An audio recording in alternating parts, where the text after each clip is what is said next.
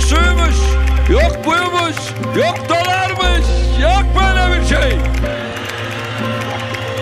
Onların dolarları varsa bizim Allah'ımız var. Ve bize karşı ekonomik savaş ilan edenlere benim milletimin cevabı olacaktır. Faiz lobilerine sesleniyorum. Boşuna heveslenmeyin.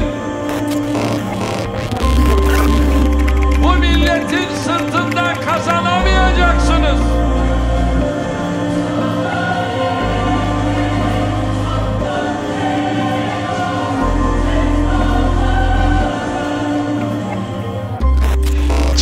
Mereka punya dolar, kita punya Allah. Ya, kata-kata tersebut diucapkan oleh Presiden Turki Recep Tayyip Erdogan sekitar 5 tahun yang lalu untuk meminta dukungan rakyatnya untuk melawan US dollar dan para ekonom-ekonom mainstream yang menyarankan untuk menaikkan suku bunga. Tepatnya pada tahun 2018, saat itu sudah mulai muncul tanda-tanda akan terjadi krisis mata uang Turki, yaitu lira yang nilainya terjun bebas terhadap US dollar. Krisis mata uang ini menjalar menjadi krisis ekonomi dan hiperinflasi yang parah sampai sekarang. Tapi beberapa bulan terakhir ini, di akhir tahun 2022 kemarin, jurus ngeyel dan nyeleneh Erdogan ini mulai menunjukkan khasiatnya. Inflasi dan kurs lira mulai stabil dan membaik. Apakah ini bertanda bahwa ilmu ekonomi mainstream harus direvisi? Dan apakah Indonesia bisa meniru jurus anti-mainstream Erdogan ini? Subscribe dulu yuk, biar nggak sepaneng.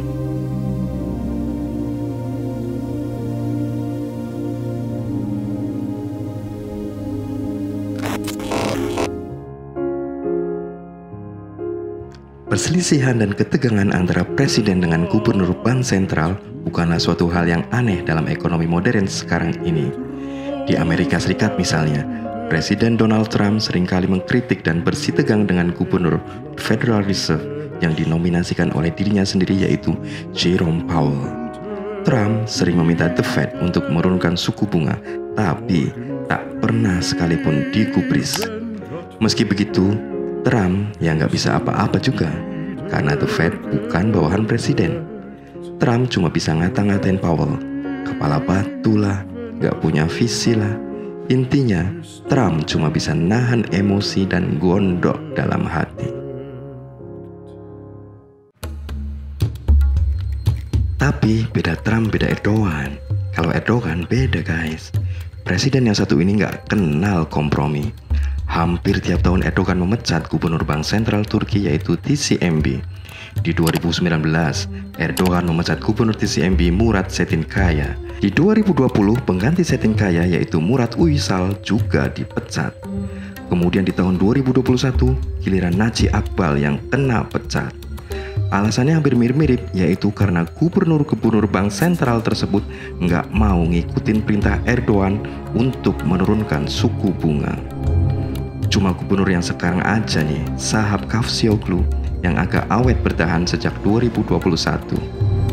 Sampai di sini agak kebayang ya, presiden sekuat Erdogan aja sampai harus memecat 3 kali gubernur bank sentralnya demi menjalankan kebijakan ekonominya yang anti mainstream itu. Sebenarnya seberapa ngeyel sih teori ekonomi Erdogan ini?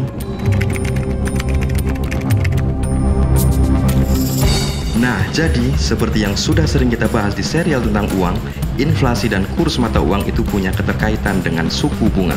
Kenapa begitu? Karena tinggi rendahnya suplai uang itu ditentukan oleh seberapa banyak bank komersial atau bank umum menciptakan kredit. Beberapa tahun belakangan ini, ekonomi Turki mengalami inflasi yang tinggi disertai dengan jatuhnya nilai lira. Secara teori, ini disebabkan oleh suplai uang yang terlalu tinggi. Karena itu, teori bakunya, suku bunga harus dinaikkan supaya bank-bank komersial agak ngerem dalam menciptakan kredit supaya suplai uang menurun. Ini adalah teori dasar yang lazim dipakai di seluruh dunia. Tapi menurut Erdogan justru sebaliknya, suku bunga tinggilah yang menyebabkan inflasi dan pelemahan kurs lira.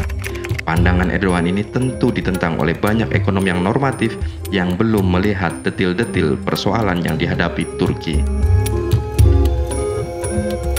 Kalau kita lihat lebih dalam lagi keunikan-keunikan yang ada di ekonomi Turki, pandangan Erdogan tadi memang jadi masuk akal. Keunikan pertama yaitu dolarisasi.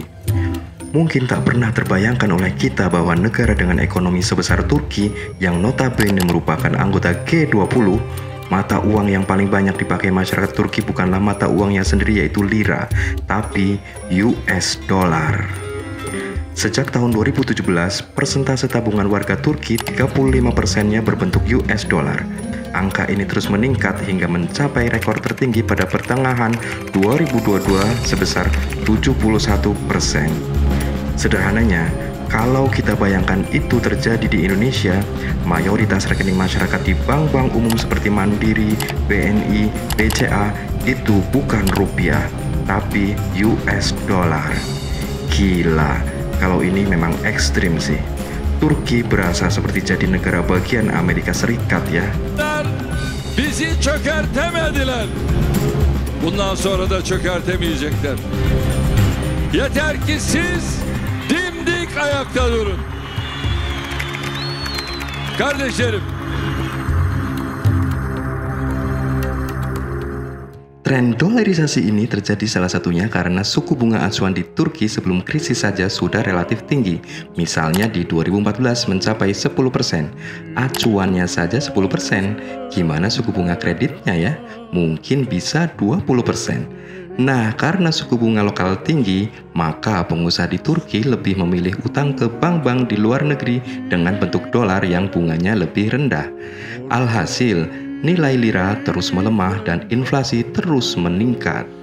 Bank Sentral Turki merespon ini dengan terus meningkatkan suku bunga acuan sampai hampir 25% di tahun 2019. Tapi kebijakan ini bukannya mengerem suplai uang, justru makin meningkatkan karena pengusaha-pengusaha Turki malah makin rajin ambil kredit berbentuk US dollar. Tren dolarisasi ini pun bukannya mereda, malah semakin parah. Fenomena dolarisasi ini yang dilihat oleh Erdogan hingga menyimpulkan bahwa menaikkan suku bunga bukanlah solusi untuk inflasi dan pelemahan kurs lira. Karena itu, Erdogan kekeh memecat gubernur bank sentral yang nggak patuh. Meskipun konsekuensinya dia harus dihujat dunia internasional. Dan selain mengintervensi bank sentral, Erdogan juga rajin berkampanye mengajak pengusaha dan masyarakat Turki agar menukar dolarnya ke lira. Selama bertahun-tahun, seruan Erdogan tersebut tak membuahkan hasil, dicuekin oleh rakyatnya sendiri.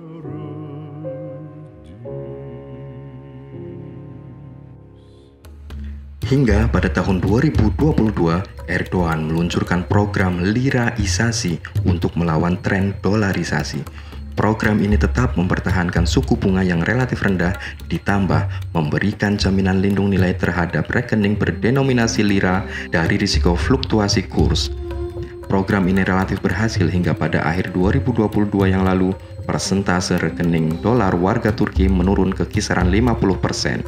Inflasi pun menurun dari 84% di bulan November menjadi 64% di akhir 2022.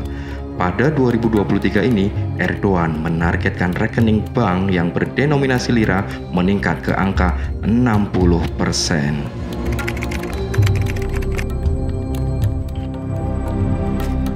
Keunikan berikutnya atau yang kedua dalam ekonomi Turki adalah ketergantungan pada sektor jasa yang signifikan. Kontribusi sektor jasa pada PDB Turki mencapai 60%, sedangkan sektor industri hanya 33% dan pertanian 7%. Akibatnya, selama pandemi COVID-19, ekonomi Turki terguncang hebat karena penerimaan dari pariwisata yang menurun drastis. Hal ini diperparah dengan ketergantungan impor di sektor energi. Ketika harga energi naik, maka neraca perdagangan Turki mengalami defisit yang parah.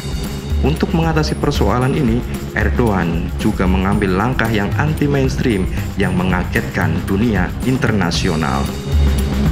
Erdogan melakukan akrobat geopolitik dengan menormalisasi hubungan dengan negara-negara yang selama ini menjadi rivalnya seperti Israel dan Uni Emirat Arab. Sebelumnya, Erdogan terkenal kerap melontarkan statement bahwa Israel adalah negara teroris. Tapi, kini Turki dan Israel tengah menjajaki kerjasama menyuplai gas ke Eropa. Begitu pula dengan Uni Emirat yang sempat dituding mentransfer 3 miliar US dollar untuk membiayai kudeta terhadap Erdogan pada tahun 2016. Tapi kini Uni Emirat telah sepakat berinvestasi di Turki sebesar 10 miliar US dollar. Ini belum termasuk akrobat Erdogan ke Arab Saudi yang telah sejak lama menjadi rivalnya di kawasan. Namun kini Arab Saudi akan memberikan pinjaman sebesar 5 miliar US dollar ke Bank Sentral Turki. Singkatnya, program liraisasi dan akrobat geopolitik Erdogan pada akhirnya dapat menstabilkan kembali mata uang lira tanpa harus menaikkan suku bunga acuan. Well, secara teori langkah Erdogan ini memang sangat-sangat tidak lazim. Tapi sampai sejauh ini terbukti berhasil menyelamatkan ekonomi Turki yang terpuruk karena inflasi dan pelemahan kurs lira. Tapi apakah kesuksesan kebijakan anti-mainstream Erdogan itu akan sustainable dan berdampak positif dalam jangka panjang? Jawabannya, tidak ada yang tahu.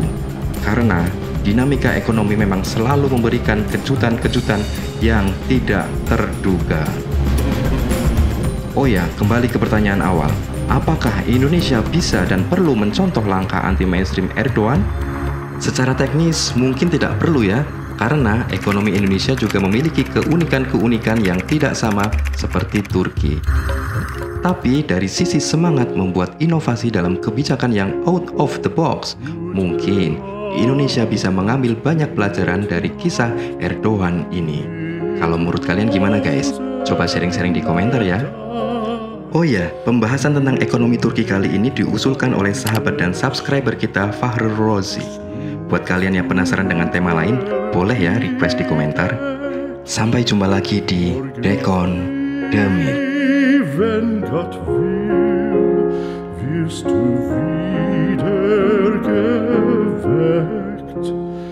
Morgen früh, wenn Gott will, wirst du wieder geweckt.